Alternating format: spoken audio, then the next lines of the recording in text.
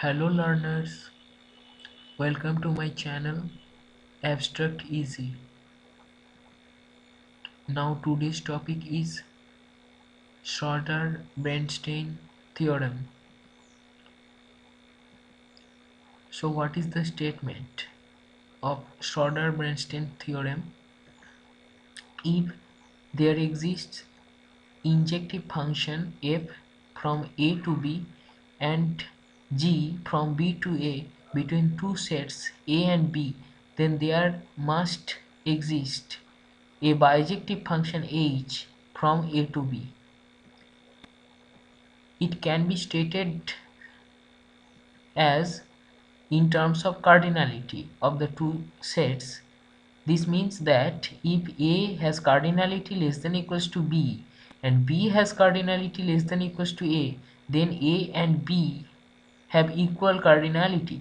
That is, A and B are equivalent. So what does the statement says? Now let's I am explaining the theorem. Let us take A and B, two sets, and we are taking a function from A to B. This function f is from A to B, and this is an 1 1 function. Okay, now similarly A and B, the two sets, and we are taking another function g. G is from B to A. So this is also a 1 1 mapping. Okay, if the two condition occurs, then the theorem saying that A and B will have same cardinality, that is, there must exist a function h from A to B which is 1 1 onto mapping. That this is similarly simultaneously 1 1 and onto, and this type of function h must exist. We must find this h function, and we have to prove this later. So this means that if A has cardinality less than equals to B and B has cardinality less than equals to A, then obviously we will find finally that A and B have similar cardinality. Now let us explain this elaborately. We are taking two sets A and B. Okay, we are taking this say and drawing this in this type of way, and we are taking function f. As said previously, the function f is from A to B. This function is from A to B. Okay, now let us see that this portion of B is not coming from the function f. So this is function is 1 1 mapping, not onto, because this portion of this the set B, this portion of the set B is remaining unmapped. Okay, we have drawn this portion to for better understanding.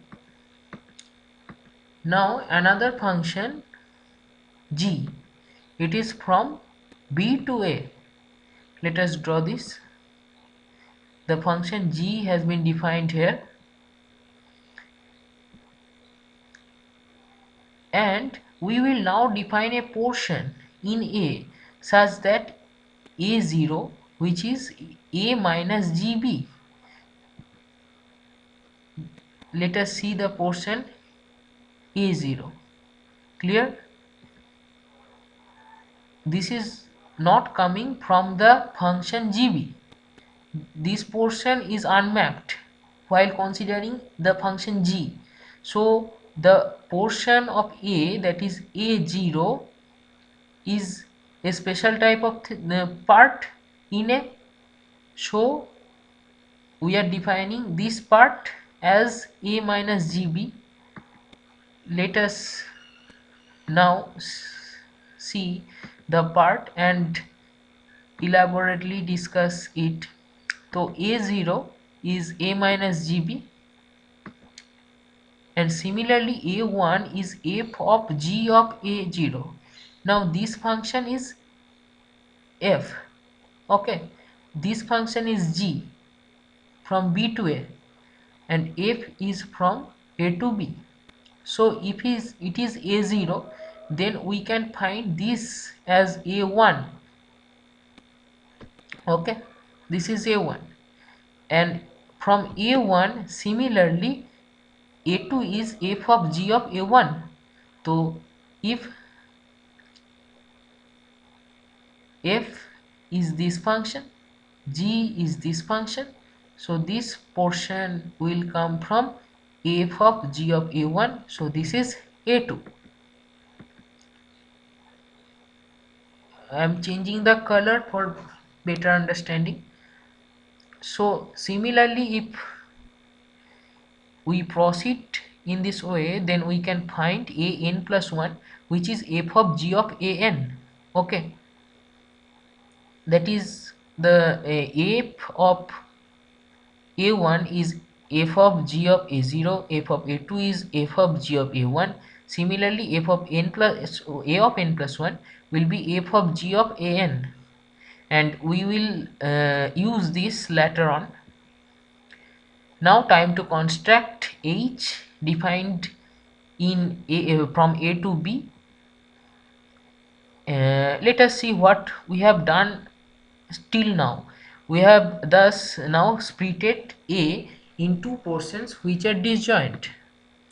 A infinity is the union of a0, a1, a2, a3, and so on, and an and so on, okay, and a dashed is a minus a infinity.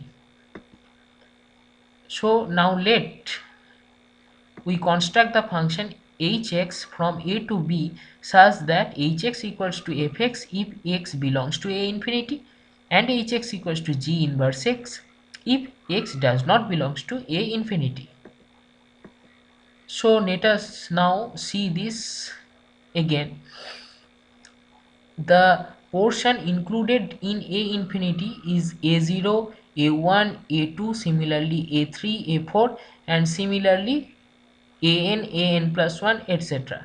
And the remaining portion of a is not included in a infinity, so it is included in a dash. So the function hx equals to fx if x belongs to a infinity, and g inverse x if x does not belongs to a infinity. So we have to just prove hx as a 1 1 onto mapping. So now first of all we will prove that hx is 1 1 function. Now let us take x1 and x2 from a infinity. Then f x1 equals to f x2. This implies x1 equals to x2. And now in the second case we are taking x1 and x2 which belongs to a minus a infinity, that is which does not belongs to a infinity.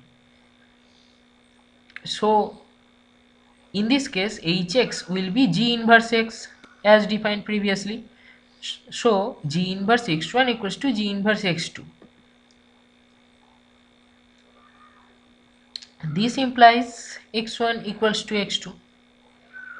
Now finally we are taking x1 from a infinity but x2 not from a infinity, and we are considering something that f of x1 will be g inverse x2.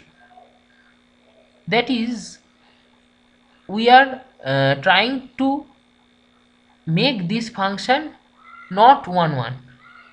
That is, from two portion we will from x1 from a infinity and x2 from a dashed, we will get such thing in B through the function h such that the two functions will give the similar result, which is not 1 1. So from this we will get x2 equals to g of f of x1, but if x2 belongs to a infinity and x1 belongs to an, that means x1 belongs to an, then x2 should also belongs to a of n plus 1, because we here see that first one is obviously 1 1 and second case is obviously 1 1 mapping, but we have previously defined that a n plus 1 equals to f of g of a n. So if we take x1 from any an, then x2 must belong to the next an, that is an plus 1. So we cannot find such x1 belongs to a infinity but x2 does not belongs to a infinity, and finally they will give similar result by operating the through the function h. So this becomes a contradiction, so we cannot prove that the function is not 1 1. From this portion it is clear we cannot prove that the function is not 1 1. So from this we can prove that the function h is 1 1. Okay, proved. So now we have to prove that h is onto. So hx equals to g inverse x if x belongs to a dashed, that means x does not belongs to a infinity. This function is clearly onto as g is invertible. Clear? G is invertible function, so hx when x belongs to a infinity, x does not belongs to a infinity, is obviously onto function. Now we are taking this case x1 belongs to an and x2 belongs to an plus 1 such that x2 equals to g of f of x1. This may occur. We have previously proved that this will take place. So x2 equals to g of f of x1, we may get such x1 and x2. It is obvious. Then from this we can get that f of x1 equals to g inverse x2. Now if x1 belongs to an, then h of x1 equals to f of x1 by definition. So h of x1 equals to f of x1 equals to g inverse x2. All give same things that belongs to b. For all x1 belongs to an and x2 belongs to an plus 1.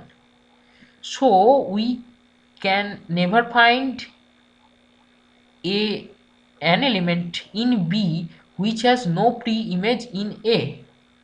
So every element in B has certainly a pre-image in A undoubtedly. So if H is onto function, because by this function we can say that every element in B has certainly a pre-image in A. Okay. So H is onto is again proved. Now we have to prove, we have proven that H, a function a to b, is a bijection. Hence we can conclude that if A has cardinality less than equals to B and B has cardinality less than equals to A, then two sets A and B will have same cardinality, that they are equivalent, and it is proved. So I am new in this channel, so please subscribe this channel. Okay, thank you for viewing this.